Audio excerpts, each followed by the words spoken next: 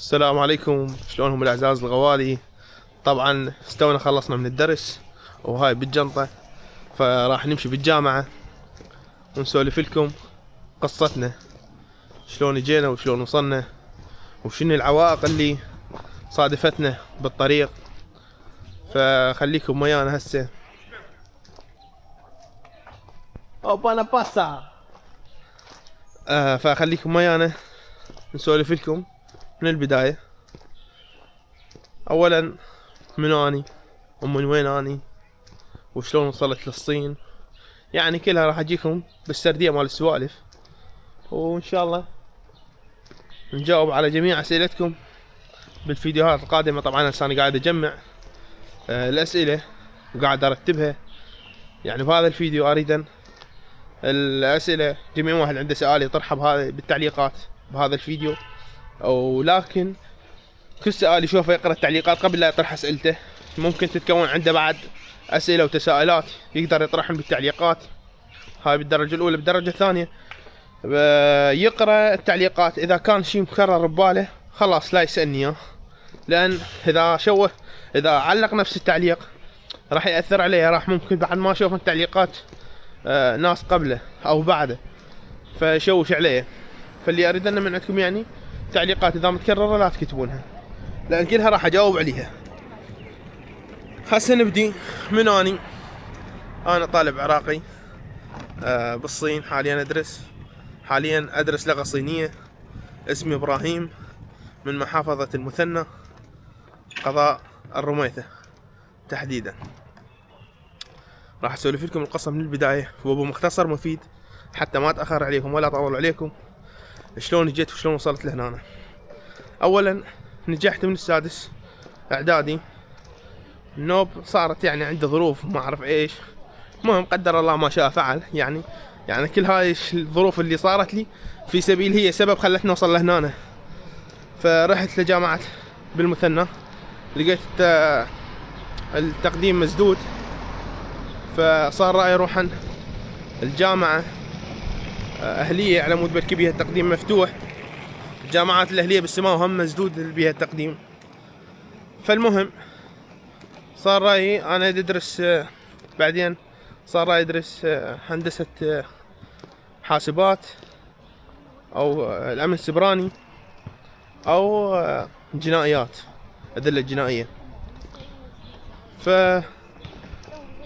والله والده هم تعب ويانا ووالدتي، اقدم لهم التحية اجلال الشكر والتقدير الى والدي، يعني تعبوا ويانا كلش حقيقة.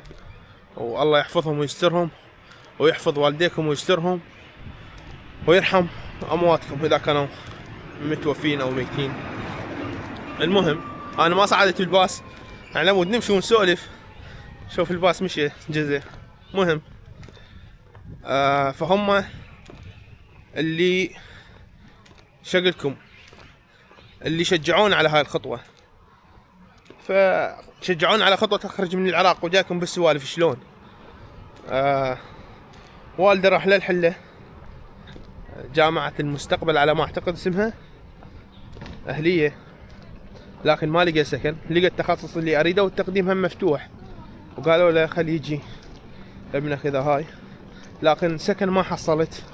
فتعرفون صعب اجي من السماء ولا الحلة وكل يوم، لا تعبها كلش. فلاقي له ولد قال لي طريقة راح لبغداد. قالوا له قال لهم وين الجامعات اللي بيها تخصص امن سبراني؟ قالوا له روح لبغداد وشوف. والله صدق راح لبغداد حصل له جامعة وجاب لي فايل مال الجامعة، وقال يعني خلي بيه معلوماتك ومن هالكلام. طبعا الجو صار حار هسه حاليا، قاعد اسولف وياكم الساعة ب3:30. المهم والله صدق اجى وجاب الفايل وكمل وهاي. قال الاسبوع الجاي هم عنده اغراض اريد اروح اتسوق وهم تروح وياي ونمشي للجامعة نقدم لك. قلت له هذا الله يسلمك ابوي. والله صدق اجى اليوم اللي نريد بيه نروح بيه للجامعة، وهم يريد يروح يتسوق. يعني لا اقول لك ولا تقول له وصلنا الساعة ب6 الصبح هنا ببغداد، ب6 الصبح. فقال خلنا نتسوق لان بالعشرة تفتح الجامعة ونروح نقدم لك. لا هذا هو. والله صدق رحنا للشورجة هناك، عندنا محل مال اقمشة نشتري له اقمشة. فاحد التجار شاف الفايل طالع من العلاقة شايل هاني، فقال شنو عم ابراهيم تريد تدرس شنو؟ قلت له والله من سبرانة ادرس هنا ما اعرف ايش من هالكلام. قال انصحك نصيحة امشي بيها. قلت له شنو هي؟ ابوي طبعا قاعد يسمع. قال ليش ما تطلع لبرا؟ من تطلع لبرا يعني افضل لك واحسن لك وخير لك وشهادة معترف بيها. ثانيا انت راح تنفتح على العالم. قلت له وين يعني اروح؟ قال ليش ما تروح للصين؟ الصين بلد حلو جميل وراقي. والله قلت له فكرة حلوة حقيقة، ولو مو والد انا ما يعني حقيقة ما شجع واروح، بس والد الله يحفظه ويخليه ويحفظ والديكم شجعني بهالخطوة حقيقة. فقال لي والله ابراهيم ليش ما تروح يعني مو احسن لك؟ قلت له هذا هو. شلون مالون منين نروح منين نبدي؟ قال روحوا المكتب. اعطانا مكتب عنوان، قال ما اعرفوه هذا الظاهر عندي يعني المكتب يسهل لكم الامور وهو يسوي لكم بلكي التقديم. والله صدق رحنا له. السلام عليكم. السلام. نريد نقدم للصين دراسة، شنو المتطلبات شنو ما اعرف ايش. قال ايه احنا نقدم لكم، احنا نسوي لكم كل شيء. ايه الله ويدك تعال سوي لنا. طبعا ما ادري قاعد امشي اذا الصوت مال النفس طالع عندي لان تعبان وحار الجو. فالمهم خليكم ويانا. الزبده نريد احنا نعطيكم اياها وان شاء الله تستفادون. ايه قال اعطوني الاوراق ذني على ما اتذكر. هذا الحكي امتى؟ بال 2023. انا مواليد 2004 يعني هسه هاي السنه عمره 22 سنه. اي الحكي بال 23 العفو. اي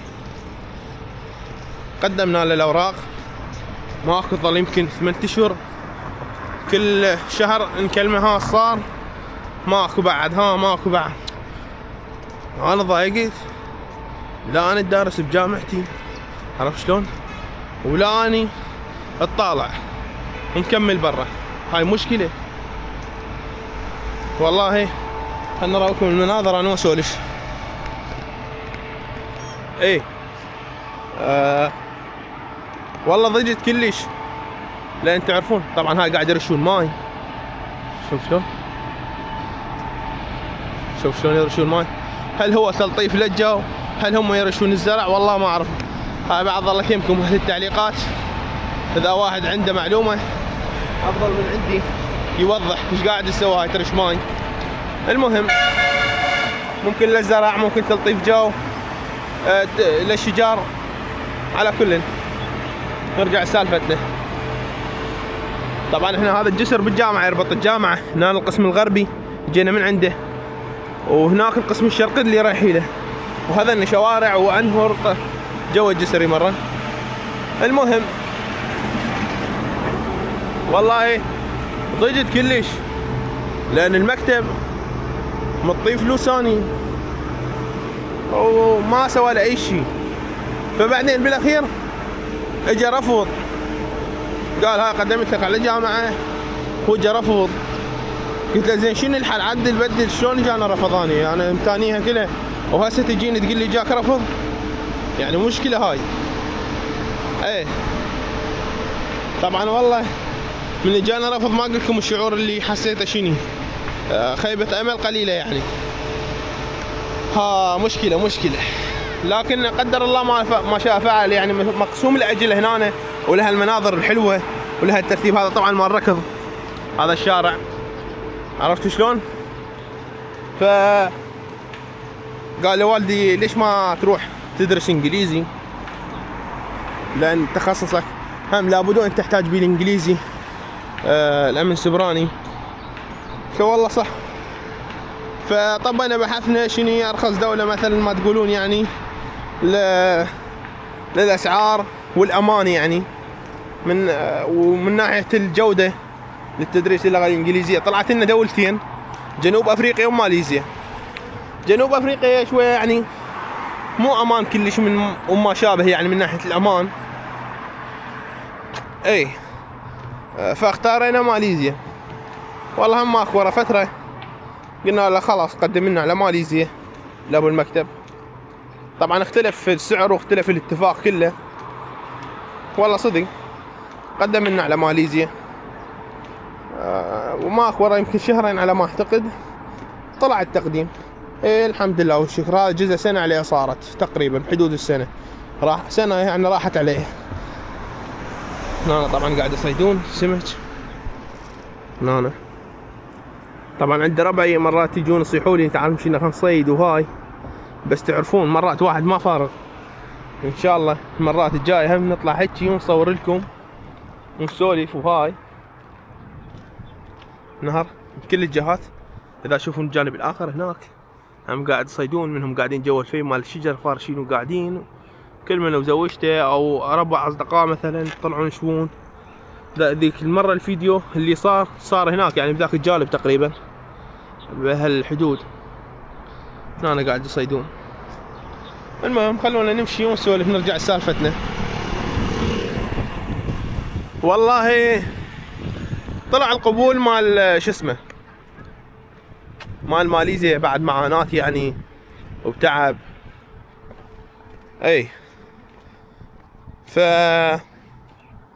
من طلع القبول خلاص انه صار رايي ادرس لغة انجليزية بمعهد ماليزيا. طبعا انا ماليزيا هذا الحكي والله انا رحت سافرت يعني بحث، مو ذاك البحث بحثت عن البلد. يعني جزء بالتيك توك يطلع لي يعني بس مناظر حلوة وما شابه، او شنو البرامج المستخدمة البسيطة هناك ماليزيا. طبعا للعلم المعلومة ماليزيا شوية تختلف عن الصين، لان الصين بها برامج مثل ما تقولون النت هنا ما يشتغل الا VPN. وحتى انا بعض الاحيان من انزل الفيديو اغلب التعليقات ها ابراهيم امتى تنزل فيديو؟ كل اليوم لو باكر، لان ما اعرف امتى ينزل الفيديو. انا منزله اوريدي لكن النت ضعيف. ليش؟ هو نتهم هنا قوي اذا اريد اشغل البرامج الصينيه، يعني اذا اريد اشغل استعمل البرامج الصينيه النت 5G او قوي سريع فل، عرفت شلون؟ لكن اذا اريد استخدم يوتيوب انستغرام فيسبوك واتساب ما اعرف ايش لازم الا استعمل VPN. فمن استعمل VPN فالنت راح يضعف بشكل مو طبيعي، يعني النت يصير ضعيف كلش، فالفيديو يبطي الله يحمل. البرامج انصحكم بها اذا واحد عنده نية يريد يجي للصين سياحة، سواء دراسة سواء بزنس سواء ما اعرف ايش. على كل البرامج اللي انصحكم بها علي باي، اللي بالصيني جيفو باو اسمه علي باي بالعربي او علي باي. الويتشات طبعا اني صادفتني بمشكلة اغلبية البرامج. راح اعطيكم ميزة شلون يشغلون الويتشات. الويتشات متحمله مثل جوجل او اذا حصلت بسوق بلاي تنزله وتحمله ما راح يشتغل عندك. انا واجهتنا هاي المشكله. ليش؟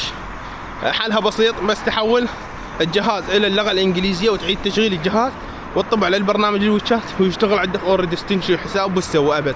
هذا من الويتشات. هاي المشكله واجهتني وصعب يلا حليتها يعني لما رحت لماليزيا وتعرفت على صينيين وسووا لي هم. هاي المشكله اللي واجهتني بالويتشات. انا قاعد اشرح لكم المشكلات يعني قاعد يعني اشرح اسولف لكم شلون جيت، وهاي تجي سوالف فرعيه طب لكم ونرجع لموضوعنا الاصلي. يعني البرامج عندك الماب هنا همات ما يشتغل، اكو برامج اخرى. فقبل لا تجون لازم تحسبون الحساب الاول شو اسمه VPN. اهم شيء VPN. اكو VPN مجاني. مثلا انا هسه حاليا قاعد استعمل اسمه V2 VPN. الخلفيه خضراء او زرقاء يعني تركواز لونها وحرف V. هذا وين؟ بالاندرويد. اما بالايفون ما موجود هذا الشيء او هذا البرنامج، او اذا موجود فبفلوس. شو تنزلون؟ على ما اعتقد اني منزل والله نسيت البرنامج للايفون. طبعا مهم مجاني ونت قوي يعني قاعد اسولف لكم. المهم اي واي فاي تقريبا. المهم خلونا نرجع سالفتنا. لكن انا اللي اسمه البرنامج اللي هسه استعمله V2 VPN. هذا موبايلي. اي فهنا استلمنا اوراقنا من المكتب وردنا نروح وين؟ نروح للجوازات. سويت جواز ما كملت وطلعت اموري. العفو اوريدي مسوي جواز انا مطيهم اياه. سويت لهم المستلزمات اللي هي عدم محكومية وشهادة ترجمة الانجليزي وتأييد من المدرسة بإناني يعني من احد اي مدرس دارس عنده انت يكتب لك تأييد باللغة الانجليزية، او تقدر تطب جات جي بي تي تقول له اعطيني ملف PDF به كليشة تأييد باللغة الانجليزية وتعطي اسم المدرس. اذا المدرس مثلا ما يعرف او يكتب لك اغلبيتهم بالعربي فانت سوي لها واستنسخها وروح اسحبها وطيه اياه. قل له اسم المدرس توقيعه والختم ما اعرف ايش من هالكلام او المدرسة. فانا قاعد اختصر لكم معاناة مريت بيها اني. فاقول لكم سووا هيك وسووا هيك. اغلبيتهم راح يقولون ها ابراهيم انت قاعد تسولف هواي ما اعرف ايش ما تختصر لنا. انا قاعد اعطيك معلومة صحيح حقك وياي. انت مثلا جاي تنوعت لفيديو تريد مثلا تستمتع بالمناظر بالجمال، لكن اكو هواي مطالبات تعليقات قاعد يسألون على هذا الشيء. فاريد معلومات شلون وصلت، شلون شنو المواقف اللي واجهتها حتى نتلافاها، يعني حتى نروح عنها نوخر عنها ما تواجهنا. فقاعد اسولف هنا لكم اني. والله صدق لا اقول لك ولا تقول لي اخذت شو اسمه الغراض سويتين مدري ايش رتبتين. يعني حقيقة مصدوم فرحان حزنان بنفس الوقت. راوتكم فرحان حزنان بنفس الوقت والمشاعر متضاربة. والله ما اعرف شلون اشرح لكم اياها يعني الاشياء اللي مريت بيها. المهم عرفت شلون وصلنا. حملت غراضي اريد اروحن. والدتها قامت تبكي ها ما ادري شلون انا ردتك هنا من قريب ما اعرف ايش. قلت لها سنه راحت علي بالخالي بلاش خليني اشوف طريقي. الحمد لله وشكر. والله ابوي هم ما قصر حقيقه بالله، يعني دعمنا دعم خرافي. يعني الكلمه كلش كافي. الكلمه ترى تاثر. الكلمه يعني اكو مثل ما تقول ابهات مثلا حقيقة يقول لك انا اعطيك مال اعطيك ما اعرف ايش يلا روح دبرها. ما تدبرها وداحتك لو يعطيك فلوس الدنيا ما تدبرها. اذا خال اليوم الحكاية تلعب دور من يقول لك يعني روح عاش سيدك سبع اذا ما تطلع حسي امتى تطلع اذا ما تتعلم اذا ما ادري ايش. هذا الشيء كله تحفيز. المهم والله طلعنا مشيت المطار اول مرة ابراهيم يطلع من العراق اول مرة. المشاعر متضاربة. ما اعرف شنو اللي راح يواجهني ما اعرف شنو اللي راح يصير وياي. المهم والله صعدنا الطيارة مشينا الطيارة طبعا مقبطة فل من العراق الى ماليزيا كوالالمبور العاصمة. طيارة فل مملية والله صدق. مشينا حطينا مطار كوالالمبور. انا قاعد اختصر عليكم هواي تفاصيل كلش هواي. مشينا حطينا مطار كوالالمبور. والله ما اعرف ولا واحد الا اللهم تواصل ويا المعهد. قالوا له راح يتلقاك واحد يا هالواحد ما عندي حتى صورته ولا اعرفنه. المهم قاعد امشي بالمطار وي الطياره نزلت الوادم ما يسوي لحظه بس انا لا واحد ولا واحد ويا شنو وين راحت الوادم.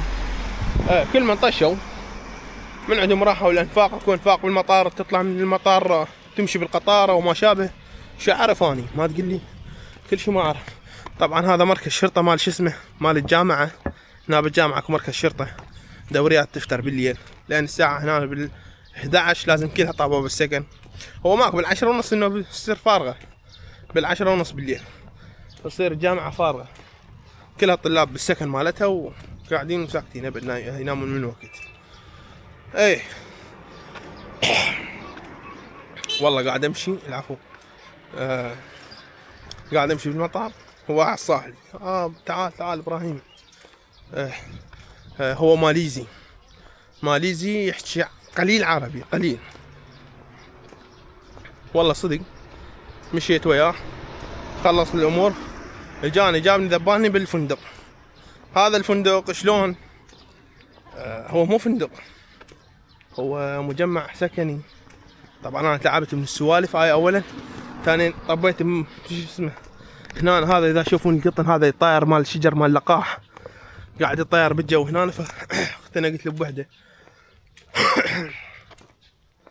المهم هذا الفيديو راح يصير الجزء الاول، الجزء الثاني راح اكمل لنا بعدين، فمو تنسون زر اللايك والمتابعه.